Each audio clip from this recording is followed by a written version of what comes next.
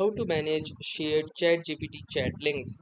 So hey guys, welcome to this tutorial. In this tutorial I'll guide you how you can manage or delete any of the chat links that you have shared with your friends or someone else from your ChatGPT account.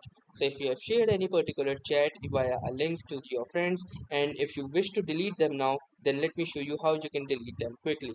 So the first thing that you will need to do is click over to your profile picture at the bottom right corner of the screen. This will pop up this menu, and from this menu you will need to click onto the settings option. Now within the settings, click onto the data controls tab, and within the data controls tab you will see this shared links option.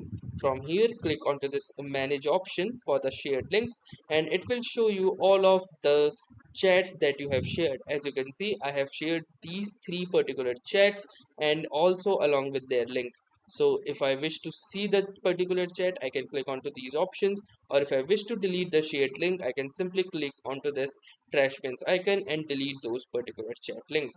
So that is how easy it is to manage shared chats. Thanks for watching and have a nice day.